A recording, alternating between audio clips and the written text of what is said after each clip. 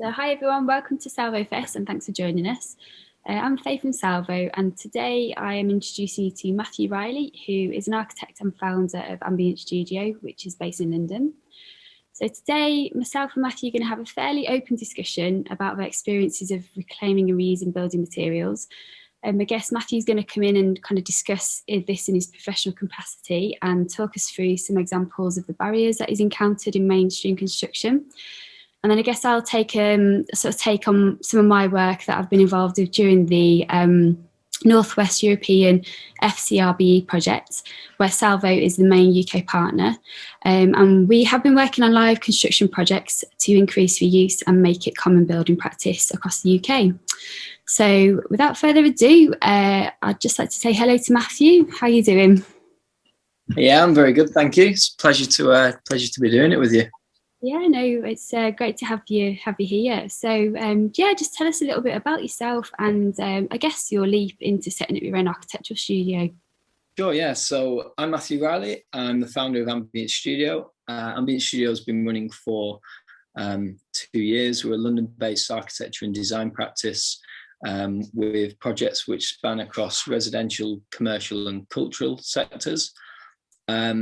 Prior to setting up Ambient Studio, I was working with the design-led practice Mandela Beat Architects, who some people may know. They work on some really exciting big schemes, lots of prestigious clients. And whilst I was there, I was fortunate enough to work on the V&A Museum's latest development, which was their Exhibition Road Quarter, and also Wadham College's latest development as well, which was at their Oxford University campus. And both of those projects shared some similarities because they're both involved inserting a new contemporary piece of architecture within a very historic setting. So both of them brought really exciting design challenges, but also some really valuable technical lessons as well. And following this, I decided to set up on my own because I think I've always been interested in exploring the business side of architecture and being involved in the strategic decision making which goes behind supporting the day-to-day tasks of designing and delivering buildings. So Matthew, you kind of talk through any past or current projects where you have reuses driven the design and or any instances where reuse was unsuccessful. I guess it's kind of touching on the barriers of reuse, but we'll probably go into more detail about that in a minute. But yeah, it'd be good to kind of just hear your thoughts or any kind of experiences of reuse that you've had within your sort of professional kind of capacity.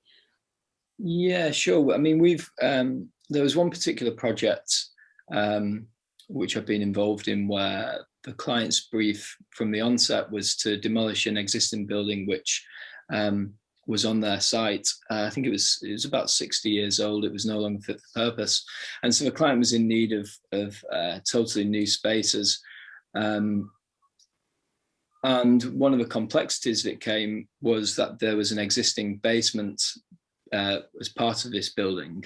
And early on in the design process, ourselves as architects and the engineers identified that it could be both an economical and environmental solution to retain the basement and place this new building on top, which brought the complexities of kind of spatially getting both an old basement and a new building to work together because the floor plans didn't necessarily correlate, but also lots of technical challenges in getting the structures to work together as well. So there was a lot of effort in engineering this to work, which we did. But one of the big problems was when the contractor was working on site and they pulled down the existing building, they identified that they couldn't take responsibility and liability and provide a warranty for some of the structural floor slabs that were in place, which was a real shame because these, had been in place for a long time. We had them structurally tested and verified, to demonstrate that they could still be used for another 60 years. But obviously from a contractor's side, it was very difficult to incentivize them to say, well, we will provide you a warranty for this. And so the client was in a really funny position where they were really on board with the idea of saving money in not putting a new basement and not replacing existing structure. And also the environmental benefits as well of not pouring a whole load of new concrete into the ground.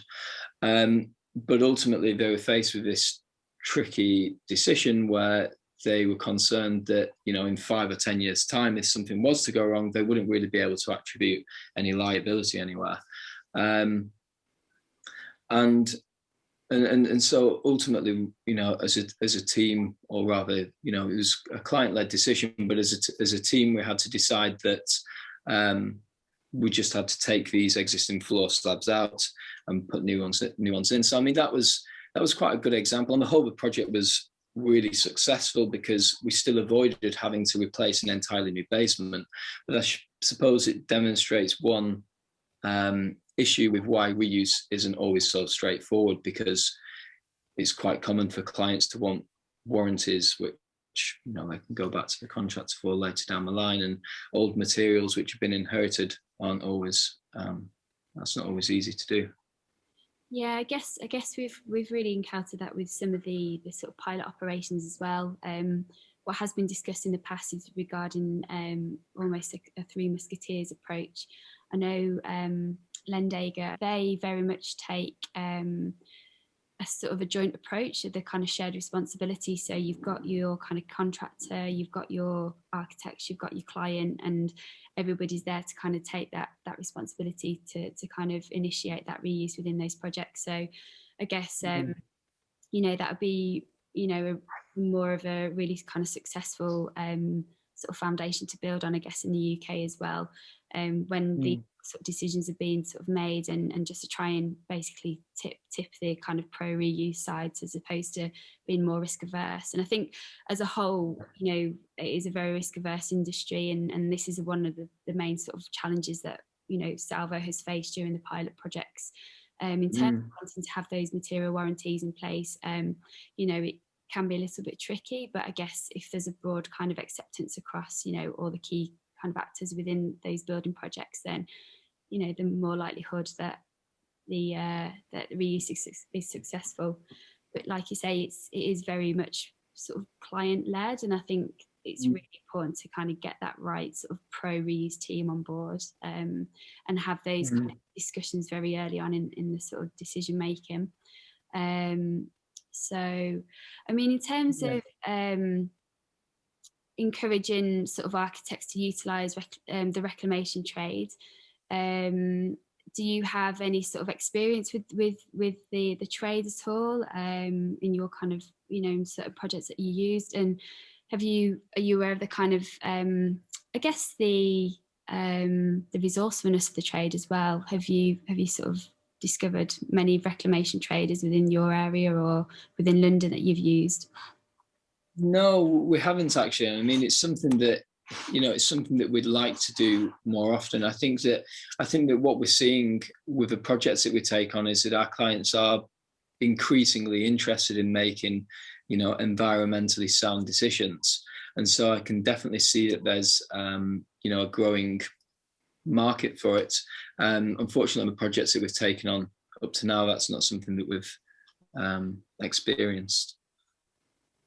Yeah, I think one thing which was really sort of I don't know, came to light during the pilot projects was one of the projects we were working on in Manchester, which was the Lend-Lease project. So Manchester Town Hall, and I think for them, just to kind of get the reclamation trade in to obviously look at the kind of haulage and the cleaning and that sort of thing, just to try and make it a very, very smooth transaction. So rather than the kind of site team having to kind of dismantle and to kind of, you know, clean up and then get sorted for them to be sold back into the trade, I think it was a really kind of positive where the trade would actually come along and do all the groundwork for you know, for the project. So I think that was a really nice way to kind of incentivize more construction sort of organisations to kind of take the trade on and just to utilise them as best as possible.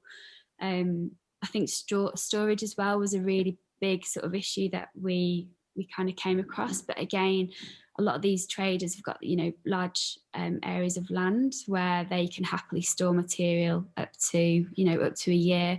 Again, we were working on a project which could potentially, it was all around a brick facade in London. But the trouble was any sort of small scale architectural studio, I guess, such as yourself, if you're having to pre-purchase material because of the nature of how reclamation works, you might have to get that one material from multiple kind of sources. But again, it's been really interesting to sort of hear the trade say, well, actually we can store that on our site for you up to kind of 12 months in advance of the project taking place. So I think that was a kind of real benefit to both kind of parties, really, in terms of navigating around those storage solutions as well.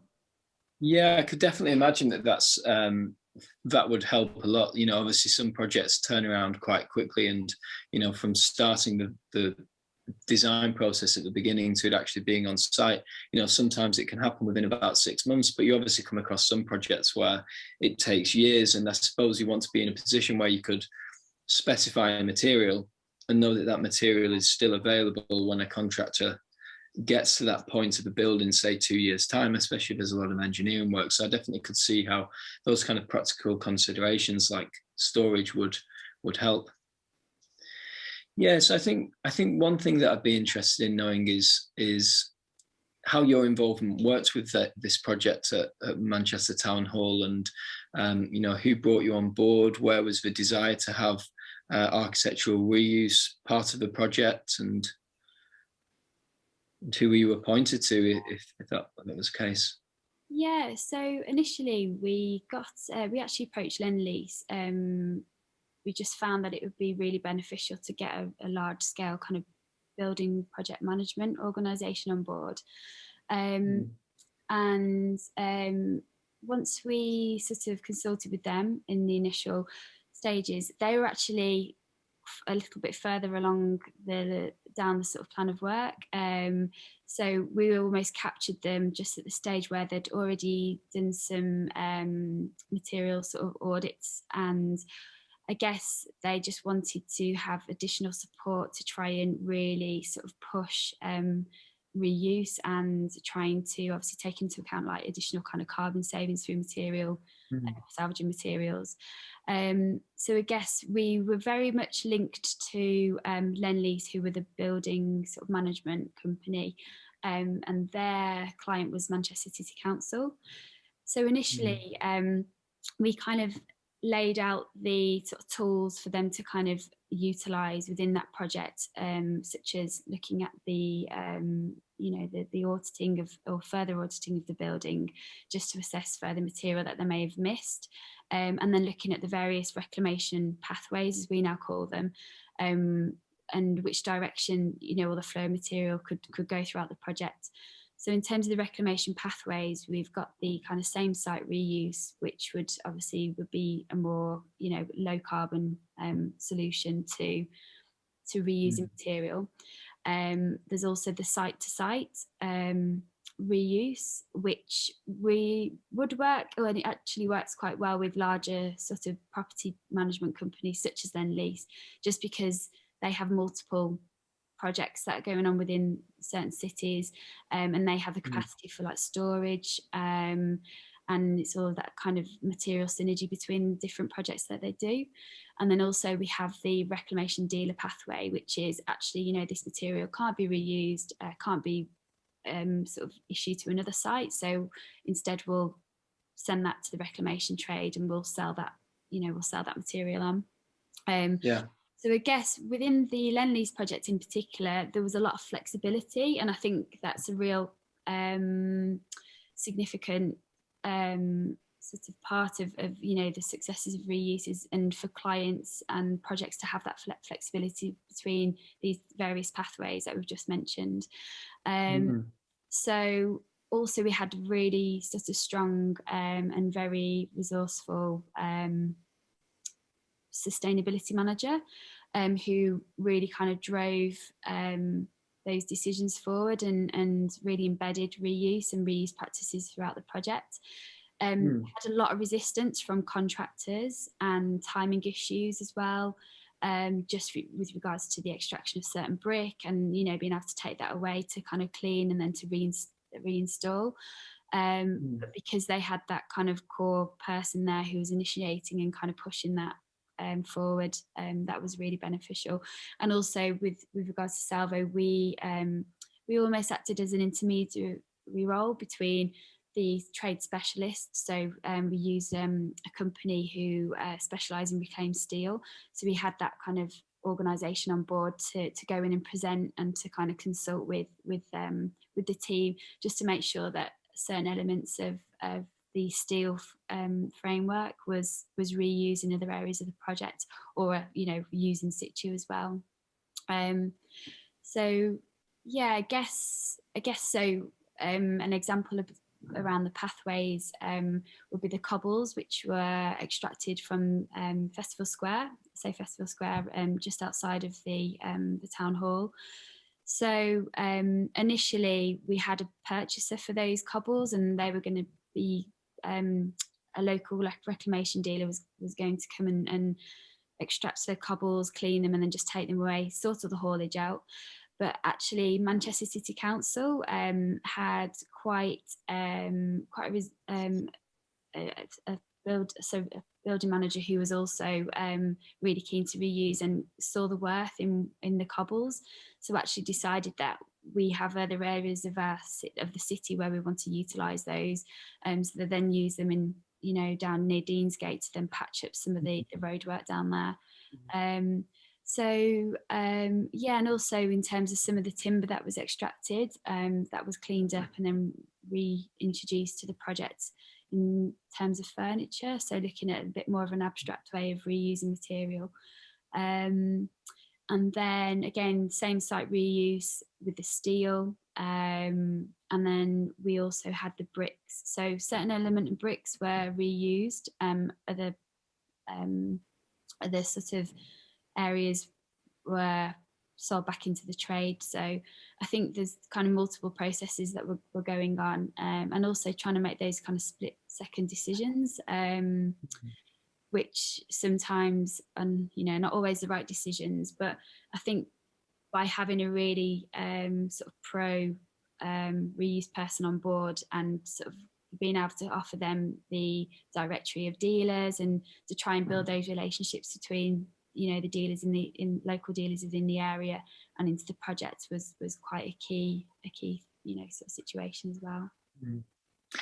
So I think there you gave a really interesting example of site use, where the client was the same for both sites. So I could see how it would be really useful for one site to understand how they could reuse one material from one site and apply it to another. But I could also see how that's possibly easier to encourage than site to site with two separate clients, for example, that might be working on different timescales with their projects or something like that. So I wonder if you could give an example of how site to site may work when the end user or the client's different in both instances. Yeah, there's one example that comes to mind. It's not actually in the UK. It's in France. So there's an area just outside of Paris, or called Plaine de Commune, where our partners Bellostock are running and we're sort of involved with this project where we've got multiple clients that want to have that sort of synergy of material between every sort of construction project that they're sort of proposing. So the deconstruction of buildings on multiple sites with multiple clients are occurring, where all that material is almost going to a piece of disused land, where that would be cleaned, tested, sorted, stored, and catalogued. So that will then go into a database where any other construction projects that are occurring within those selected sort of organisations then have access to this database, where obviously they know that the material has gone through this process and it's ready to be reused elsewhere in the city. So I guess it falls back down to local authorities or central authorities who are willing to provide areas of land within sort of urban environments to allow for such large scale kind of storage facilities, I guess. And that also reduces on transport as well. We've really found that a lot of the London-based reclamation dealers have been booted out just because of the sheer price of the land. So they've been relocated, should I say, in sort of suburban areas. And then it's just crazy the fact that a lot of this material leaves the city to go back out to then get resold and then comes back in again. So I think that example in France is it's quite a visionary sort of project, and I think that with all the success through that, that would be a really fantastic model to apply to any major city globally. So yeah, and I think it's interesting because that could work on a kind of quite a local scale, or it could work on a much bigger scale. But I know as an architect, one of the workflow that we go through to specify materials is we usually need a place to access information, and that might help us to see how a product looks or how it performs, if it's got some kind of technical performance that it needs to achieve as well, and then also for a contractor understanding the price that would cost, whether that includes transport or not, but having that kind of cataloging, having that access to that information, and it not just being kind of on a bit by bit basis, but this kind of centralized place where it is kind of information kept for lots of different products or items. I think it helps me visualize how reuse could be much more common practice, kind of on a daily basis, on a project by project basis in architecture. Yeah, for sure. Okay, brilliant. So from your experience, Matthew, where do you see the future for reuse in mainstream construction?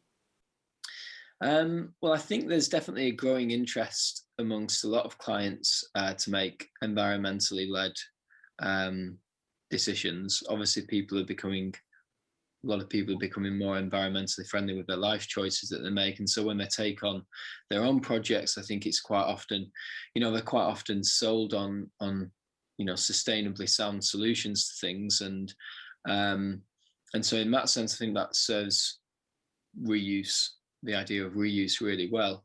I think that there probably is a need for a bit of a cultural change amongst the design industry to stop working towards this kind of vision of perfection, which is partly within the designers to kind of reassess what they're striving for, but also I suppose it's about managing expectations of the clients as well, because the way that we deliver projects, we often sell them an image or an idea of something from the outset, and then you're kind of striving towards that throughout the project. And I suppose getting a client to feel comfortable with the idea of not necessarily knowing exactly what the finished article will be, if it's a reclaimed material, is something that you'd need to address. But it's it's a challenge that you could definitely take on. I think on the other side of the spectrum, if we think about kind of larger scale developments, developer-led construction, those kind of projects are so led by profitability and the idea of things getting done very quickly. I think it feeds into this increasingly consumer-led culture that we live in, where people want things quick and fast, and so I think that in terms of reuse there, I think you'd need to incentivize that to kind of meet their priorities, which, if we're being honest, are kind of profitability. So I don't know whether something would need to work at a higher level within kind of policy, which could incentivize reuse. Maybe there could be certain tax reliefs or something like that. But also, I think as a designer, I think we could do more to design for reuse at the very outset. And so you could design buildings which could be dismantled and taken apart, almost like a kit of parts, to be then reused elsewhere. I think you touched on a couple of projects previously where the same client reused, reused materials from one site to another. And I don't think it's such a bad idea for, say a developer to build a building using a certain frame, which could then be taken down in 50 years time, and whether it's sold or it's just used on another site, there's quite a clear incentive there. It almost kind of makes the building a bigger asset than just the real estate. The fabric of the building's got its kind of own reuse value already there. So yeah, I think